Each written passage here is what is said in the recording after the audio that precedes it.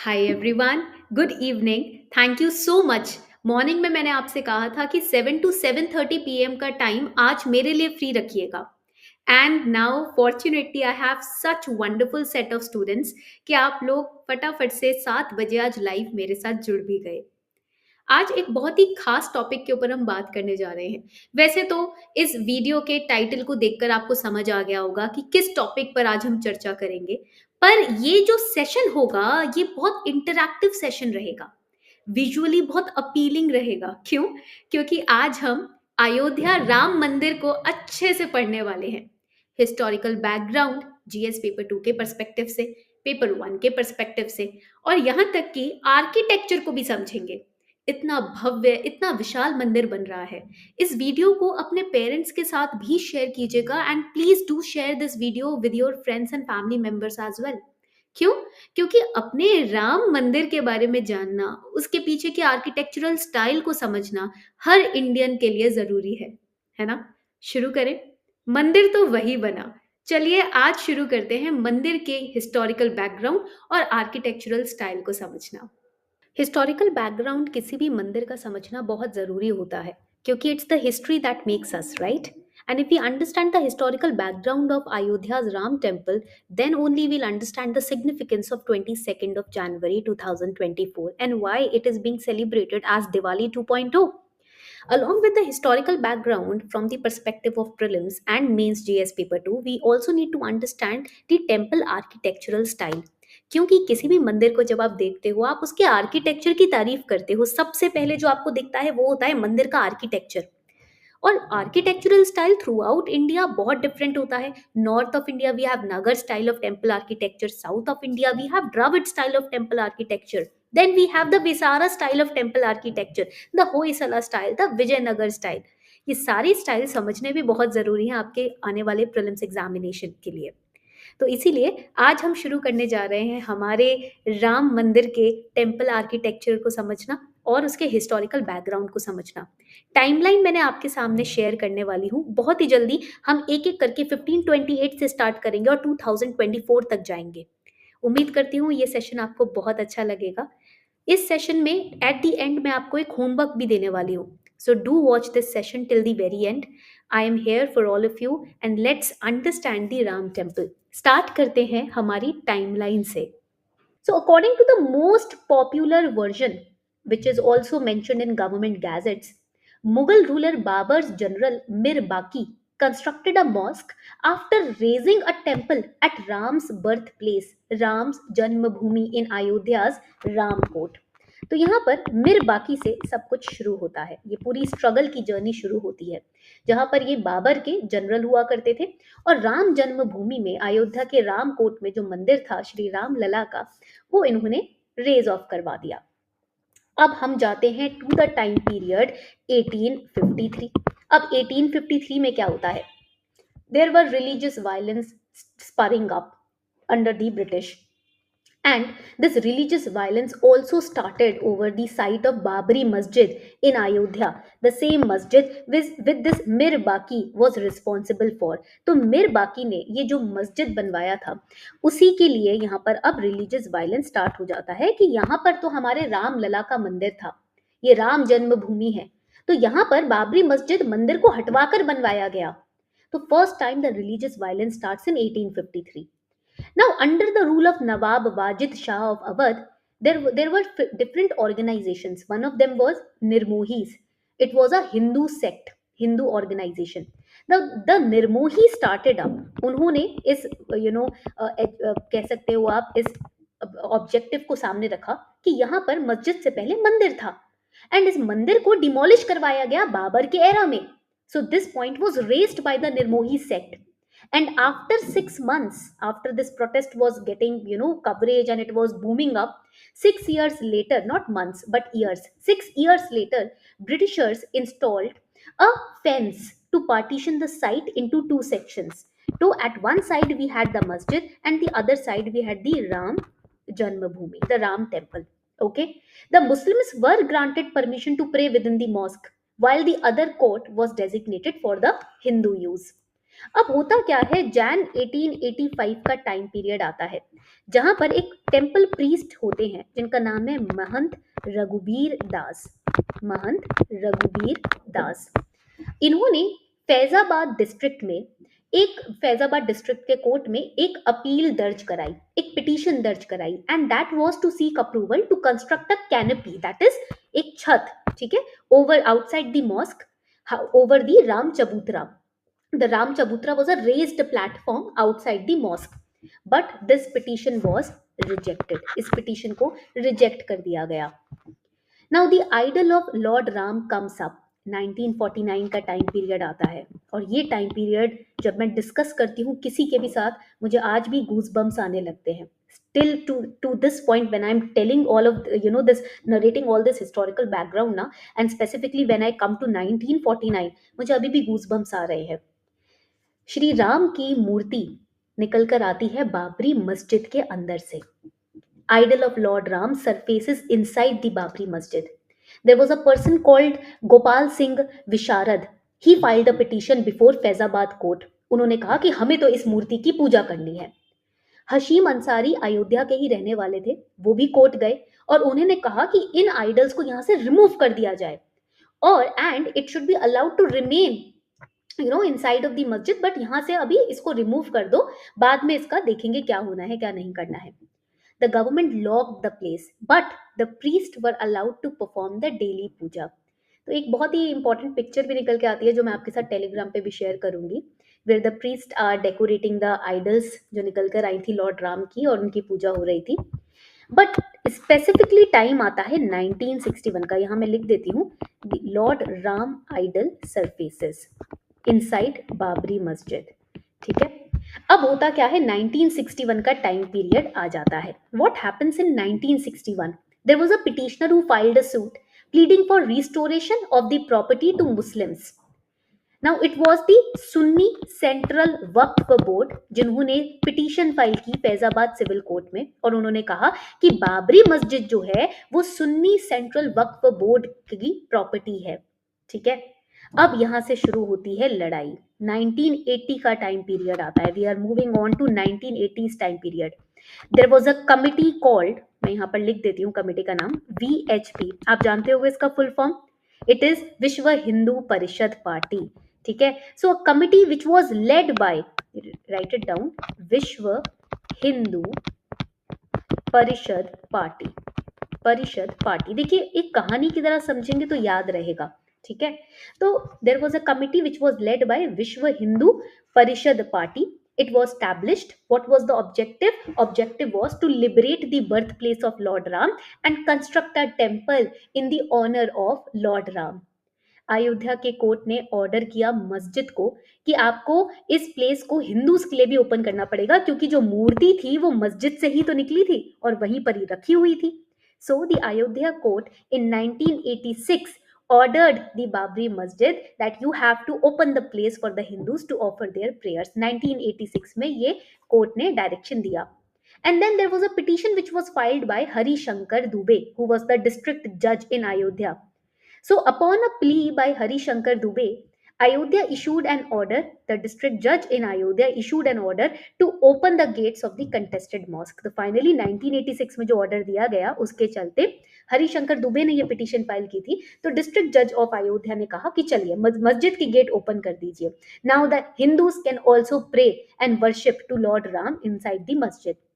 In response, Muslims formed the Babri Mosque Action Committee in protest। तो यहीं पर ही 1986 के बाद क्या होता है, यहाँ पर बाबरी मुस्लिम्स ने एक बाबरी मॉस्क एक्शन कमेटी की स्थापना की। एक्शन कमेटी की स्थापना की, why to carry forward the protest.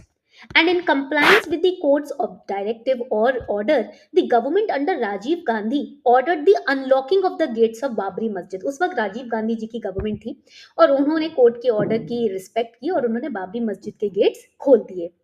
Now इस कोर्ट के डिसीजन से पहले only one Hindu priest had the authority to conduct an annual puja, but following this verdict all the Hindus were granted access to the site, and it led to the mosque assuming a dual role as a Hindu temple also। अब वो सिर्फ मस्जिद बनकर नहीं रह गया, अब वो एक मंदिर के तौर पे भी जाने जाना लगा। अब होता क्या है, वीएचपी की एंट्री होती है. So what happens in 1989, the VHP, that is the विश्व हिंदू परिषद, started the construction of Ram temple on the adjacent land to Babri Masjid. I told you na, Britishers had fenced the entire area. यहाँ पर मस्जिद होगा, यहाँ पर राम चबूतरा होगा. अब यहाँ राम चबूतरा के पास वीएचपी ने क्या किया, एक मंदिर का निर्माण करना शुरू कर दिया. And at that time, Justice Deoki Nandan Agrawal, the former VHP president, filed a case requesting the relocation of the masjid. तो हमारे यहाँ पर जस्टिस दियोकी नंदन अग्रवाल आते हैं, जो पहले वीएचपी के वाइस प्रेसिडेंट रह चुके थे. उन्होंने एक पिटीशन फाइल की, केस फाइल किया कि भाई इस मस्जिद को रीलोकेट किया जाए. This is not the right place of this mosque. Subsequently, 4 pending suits in the Faizabad court were also transferred to a special bench of the High Court. एक ने फाइल किया तो बाकियों ने भी फाइल किया. और 1989 के बाद ही अब शुरू होता है एकदम एक जलजला, एक फास्ट ट्रैक चीज शुरू होती है. क्या कहते हैं उसको हम, रथ यात्रा. द वेरी फेमस रथ यात्रा. आज के जमाने के बच्चे जो हैं, जो अभी हाल ही में ऐसे 15, 16 या 20 साल के हुए हैं, उनको नहीं पता होगा रथ यात्रा के बारे में, है ना. मुझे भी काफी कम पता था. बट जब आप अपने हिस्ट्री को जानते हो, जब बैक में जाओगे और समझोगे कि क्या हुआ था इस रथ यात्रा के दौरान, तो आपको दिखेगा कि रथ यात्रा के दौरान काफी टेम्पल से होकर रथ गुजरा था. ठीक है, obviously it was for the construction of Ram temple, but काफी डिफरेंट टेम्पल्स थे जहां से होकर ये रथ निकला था. तो वो सभी टेम्पल्स को पढ़ना यूपीएससी के लिए बहुत इंपॉर्टेंट हो जाता है. Under the leadership of its then president L.K. Advani, the BJP organized a national Rath Yatra from Somnath in Gujarat to Ayodhya. The Somnath temple is also very important. And the primary objective of this rally was to express support for the construction of Ram temple, which was being led by the VHP at that time. और यहाँ पर काफी सारे volunteers, even मैंने कई videos में देखा है, हमारे ऑनरेबल प्राइम मिनिस्टर भी इस रथ यात्रा के एक पार्ट थे. when it started from Somnath in Gujarat 1990. 25 September, September is my birth month, तो मुझे अच्छे से याद रहता है ये. 25 सितंबर 1990 में ये रथ यात्रा स्टार्ट हुई थी. एंड 300 किलोमीटर का डिस्टेंस कवर करना था. Okay, so on 23rd of October 1990, at that time the Prime Minister was VP Singh. He granted authorization to Lalu Prasad Yadav, the Chief Minister of Bihar at that time, to arrest LK Advani ji. But the then BJP president was taken into the preventive custody. Preventive custody एक बहुत important word यहाँ पर आता है. Preventive custody means now you will be prevented to do certain acts. Okay, तो इसीलिए यहाँ पर, और क्यों उनको लालू प्रसाद यादव जी ने अरेस्ट करवाया, क्योंकि उत्तर प्रदेश और बिहार के बॉर्डर को क्रॉस कर रहा था उनका रथ. That is why. अब 1992 का टाइम पीरियड आता है. December 6, 1992 की बात है, when the disputed Babri mosque was demolished by the Kar Sevaks who were a part of this Rath Yatra, and it was done in the presence of Shiv Sena leaders, VHP leaders and BJP leaders. Communal riots हुए थे through out the country. सिर्फ अयोध्या तक सीमित नहीं था, इसके हमने असर 2002 में भी देखा था, द गोधरा ट्रेन फायर. यहाँ से अब आपको लिंक हो गया होगा, बिल्किस बानो का केस भी चल रहा है. एवरीथिंग इज लिंक्ड, सब कुछ लिंक्ड है. अभी हमने डीएनए क्लास में पढ़ा था ना बिल्किस बानो का केस, तो ये सब कुछ इवेंट लिंक्ड है एक दूसरे से. सो कोच नंबर S6 था साबरमती एक्सप्रेस का, जिसमें कर सेविक्स जा रहे थे अयोध्या से गुजरात. तो उस कोच को जला दिया गया गोधरा स्टेशन के पास. 58 पीपल जिंदा जल गए थे, leading to Gujarat riots which claimed more than 1000 lives. अब बात आती है 2003 के पीरियड की, जहां पर आर्कियोलॉजिकल सर्वे ऑफ इंडिया अपने सर्वे के साथ आती है सामने. It surveyed the disputed site of Ayodhya and reported evidence of a significant Hindu complex beneath the mosque. ASI अपने इस रिसर्च में ये साबित करती है कि इस मस्जिद से पहले यहाँ पर एक हिंदू टेम्पल था, और ये फाइनली प्रूफ होता है. However, the Muslim organizations disputed these findings and again disagreements were going on. Finally आता है पीरियड 2010 का. Allahabad High Court delivered its judgment on the 4 title suits about this dispute. High court ने ये कहा कि जो डिस्प्यूटेड लैंड है इसको 3 पार्ट्स में डिवाइड किया जाए. This disputed land should be divided into 3 parts. 1/3 should be allocated to Ramlalla. 1/3 part इस जमीन का रामलला को मिलना चाहिए. और आपको पता है श्री राम को रिप्रेजेंट भी किया गया था कोर्ट में. जब भी किसी डेटी या किसी ईश्वर को रिप्रेजेंट किया जाता है कोर्ट में, कोर्ट ऑफ जस्टिस में, तो जो इंसान रिप्रेजेंट करता है उनको, उसको ज्यूरिस्टिक पर्सन बोलते हैं. श्री राम ज्यूरिस्टिक पर्सन है यहाँ पर, क्योंकि उनको वो सारे राइट्स दिए गए जो कि एक इंसान के पास होने चाहिए। इसीलिए हम बोल रहे हैं कि श्री राम अपने घर वापस आ रहे हैं। So, one third of the land was given to Ram Lalla, represented by the Hindu Mahasabha. One third of the land was given to Nirmohi Akhada, ठीक है, and one third remaining one third was given to Islamic Waqf Board. ठीक है, यहां तक point clear हो गया। अब दिसंबर में क्या होता है, अखिल भारतीय हिंदू महासभा और सुन्नी वक्फ बोर्ड दोनों ही सुप्रीम कोर्ट जाते हैं हाई कोर्ट के इस डिसीजन को चैलेंज करते हुए, ठीक है, कि सिर्फ वन थर्ड क्यों मिल रहा है। All three sides, Nirmohi and the Sunni Waqf Board and the VHP, all the three sides, they approached the Supreme Court in the year 2011. Nirmohi Akhara, Ram Lalla Virajman and Sunni Waqf Board, तीनों ने appeal किया against Allahabad High Court's verdict. But the Supreme Court stayed the High Court order of splitting the disputed site in three parts. उन्होंने बोला कि चलो stay लगाते हैं इसके ऊपर, इसको स्टडी करते हैं। Supreme court finally in 2019 what it did, 5 जज बेंच था सुप्रीम कोर्ट का, जिन्होंने एक वर्डिक्ट इशू किया कि जो 2.77 एकर्स की जमीन है ना डिस्प्यूटेड, इसको ट्रांसफर किया जाएगा एक ट्रस्ट को। ये ट्रस्ट एस्टैब्लिश की जाएगी गवर्नमेंट ऑफ इंडिया के द्वारा for the construction of Ram Janmabhoomi temple. ठीक है, आपको पता है कि इस बार जो प्राण प्रतिष्ठा होने जा रही है उस समारोह में जो ये 2019 में जिन्होंने ये वर्डिक्ट दिया था ना जजेस ने, उनको भी बुलाया गया है, उनको भी इनवाइट किया गया है। Now additionally the Supreme Court also directed the government to allocate an alternative extra 5 acres of land at a different location to the Sunni Waqf Board. नाइंसाफी नहीं हुई है। अगर जमीन राम जन्मभूमि के टेम्पल को, राम लला के टेम्पल को बनाने के लिए दी गई है, तो एडिशनल 5 एकड़ जमीन दी गई है एक दूसरे डायरेक्शन में, किसको, दूसरे लोकेशन पे, किसको, सुन्नी वक्फ बोर्ड को, for the construction of mosque, ताकि दोनों ही रिलीजियस सेंटिमेंट्स की प्रोटेक्शन की जा सके। The 5-judge bench that issued the order was led by the then Chief Justice of India, Shri Ranjan Gogoi ji. He retired just 8 days after delivering this historic judgment. आपको पता है इस bench में justice DY Chandrachud भी थे, justice Ashok Bhushan भी थे, ये बाकी के जजेस थे, जस्टिस S अब्दुल नजीर भी थे, जस्टिस SA बोबदे भी थे। And this trust was formed for the construction of Ram temple and it was named Shri Ram Janmabhoomi तीर्थ क्षेत्र, श्री राम जन्मभूमि तीर्थ क्षेत्र। इसमें इस टेम्पल ट्रस्ट में 15 मेंबर्स हैं। और आपको पता ही है 2020 में क्या हुआ है, इस टेम्पल में जो फाउंडेशन नींव के लिए जो पत्थर रखा जाता है वो हमारे honourable prime minister Shri Narendra Modi के द्वारा रखा गया है। उन्होंने एक कमेमोरेटिव पोस्टल स्टैम्प भी इशू किया था उसी दौरान। और फाइनली अब कॉन्सिक्रेशन सेरेमनी होने जा रही है 2024 में। मुझे काफ़ी अच्छा लग रहा है इस 22 जनवरी के लिए जितना एक्साइटमेंट लोगों के मन में है, ये जानकर काफ़ी खुशी होती है कि फाइनली पीपल हैव रियलाइज्ड कि how much hardship has gone to building this temple. Okay, अब जब हम बात करते हैं श्री राम जन्मभूमि पर बन रहे इस टेम्पल की, इस मंदिर की, काफ़ी सारे इंपॉर्टेंट फैक्ट्स हैं जो आपको पता होने चाहिए राम मंदिर के बारे में। जैसे कि कहाँ पर है ये मंदिर, अयोध्या उत्तर प्रदेश। जैसे कि नाम सजेस्ट ही करता है आपको, this temple is dedicated to Lord Shri Ram and it is believe to have been built at the Ram Janmabhoomi, that is the birthplace of Lord Shri Ram. This particular temple also reflects the cultural and spiritual heritage which is associated with Lord Ram. अब यहाँ पर Hindus के लिए तो काफ़ी religious significance इस temple की है। कुछ इंपॉर्टेंट फैक्ट्स हैं जो मैं आपके साथ शेयर करना चाहती थी। पहले तो मैं आपसे पूछना चाहती हूँ, क्या आपको पता है कि इस टेम्पल के चीफ आर्किटेक्ट कौन है? यहाँ पर पहले हम टेम्पल पर ही आ जाते हैं। डू यू नो कि who is the chief architect of this temple?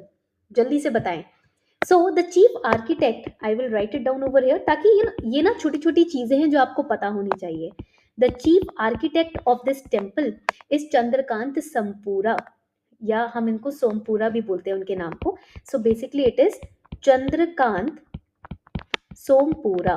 Okay, he is the chief architect of this temple. तो इनके 2 बेटे हैं, निखिल सोमपुरा एंड आशीष सोमपुरा। तो ये चीफ आर्किटेक्ट्स हैं इस टेम्पल के।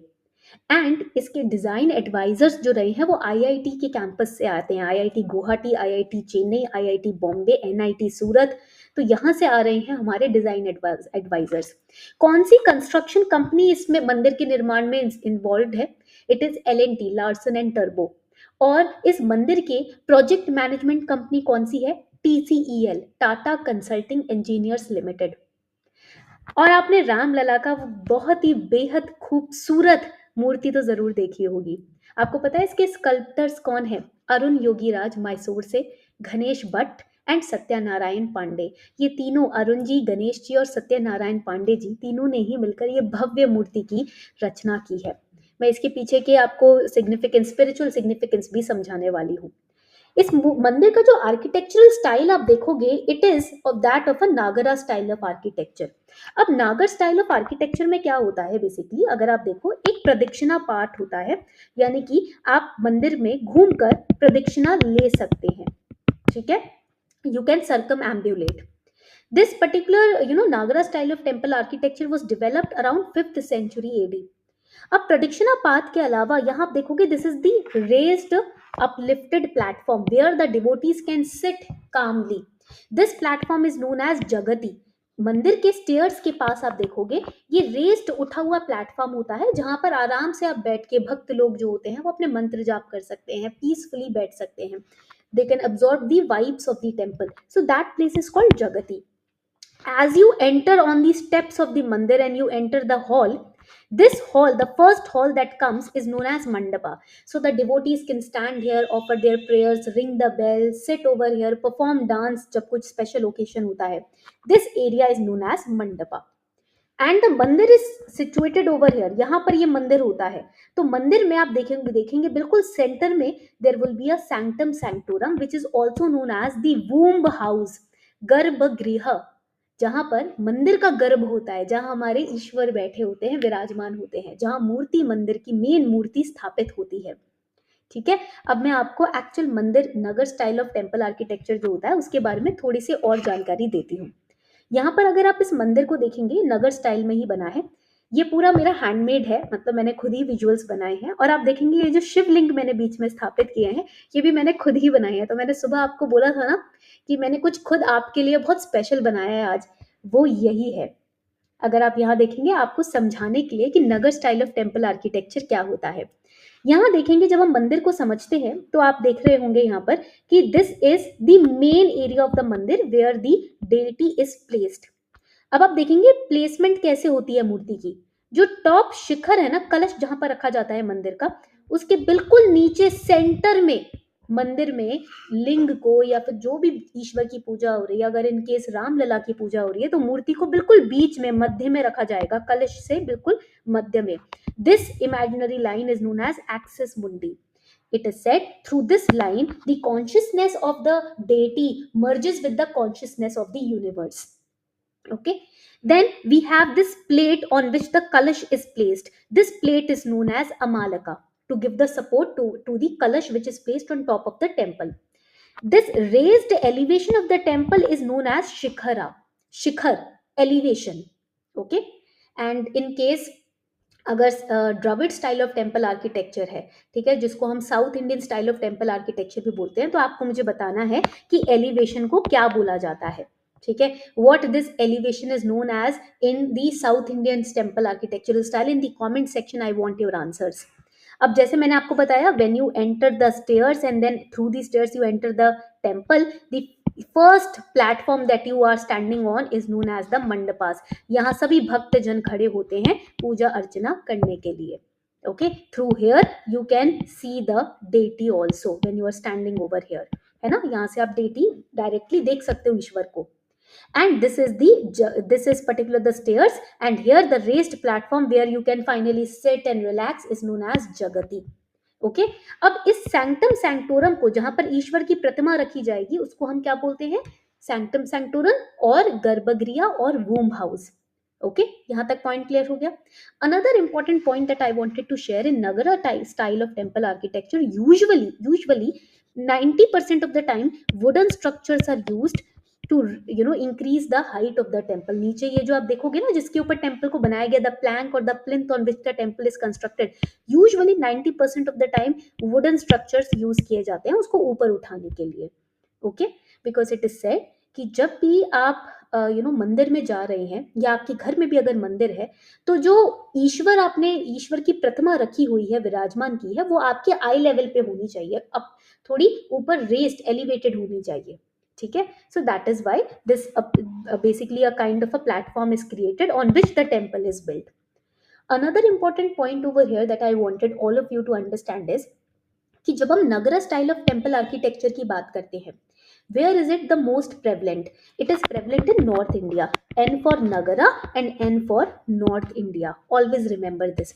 मैं आपके साथ एक मैप भी शेयर करूंगी जो मैंने फिर से खुद ही बनाया है आप लोगों के लिए. तो यहाँ पर all these temples are part of Nagara style of temple architecture. Okay, for example, the Martanda Sun Temple, also asked in your prelims examination. The Chaunsat Yogini Temple, on the same architectural style has been taken to build our new parliament building. Okay, 64 Yogini temple से ही हमने parliament की अपनी नई building तैयार की है, same architecture है. Then we have the Ayodhya Ram Mandir, Kamakhya Maa's temple in Assam. Okay, then we have Lakshmana temple, Kashi Vishwanath temple in Varanasi. अभी recently I visited Kashi Vishwanath temple. Same architectural style जो मैंने आपको यहाँ ये पढ़ाया है ना, यही मैंने same as it is देखा है. Okay, in Kashi Vishwanath also, very beautiful temple. Once in your lifetime, please visit it. It is one of the 12 Jyotirlingas. अब बात करते हैं एक बहुत ही इंपॉर्टेंट एस्पेक्ट की जो मुझे आपके साथ शेयर करनी थी. मैंने सुबह भी बताया था कि मैं कुछ स्टोरीज आपके साथ शेयर करूंगी. आई प्रॉमिस्ड यू ना that I will be sharing some stories with you. This is the story that I wanted to share. And इसमें कुछ लिखने की जरूरत नहीं है, बस सुनना मुझे अच्छे से, ठीक है? You should know your Shri Ram. तो अभी रिसेंटली मैंने एक ट्वीट पढ़ा था कहीं जहां पर श्री राम की इस मूर्ति को बहुत अच्छे से एक्सप्लोर किया गया है, समझाया गया है. So once it was Rishi Valmiki who was talking with, or he was having a conversation with Devarshi Narad. Now what he does, start जब वो करते हैं श्री राम को, he was trying to explain Shri Ram. So he says in the opening verse, he introduces Narad Muni with the 4 attributes or characteristics of our Shri Ram. First characteristic of Shri Ram that he explained was tapaha nirtam, eternally engaged in tapaha, that is thinking of the absolute, contemplating upon Brahma. Okay, this is known as tapaha. यानी कि 24/7 श्री राम जो है किसके contemplation में रहते हैं? ब्रह्मन के, ठीक है, यूनिवर्सल कॉन्शियसनेस के. That is why his energy and vibe is always elevated. Second, स्वाध्याय निरताम. That means Swadhyay means always engaged in study and recitation of the Vedas. स्वाध्याय मतलब जब भी आप कोई चीज पढ़ो उसको जब आप खुद से रिवाइज करते हो उसको स्वाध्याय बोलते हैं. तो श्री राम हमेशा वेदों को रिवाइज करते रहते थे अपने दिमाग में. Vagvidam Varam, that means also being sublime, enunciator of Vedas among all expert enunciators. वेदों को हमेशा आगे लेकर चलते थे. मुनि पुंगवम, the one that stood tall among all the munis. भले ही वो क्षत्रिय थे, राजा थे, बट फिर भी उनकी गणना मुनियों में हुआ करती थी, ठीक है? इतने सेल्फलेस थे और इतना ईगोलेस उनकी पर्सनालिटी थी. Now having these 4 attributes, Devarshi Narad was a proper sage.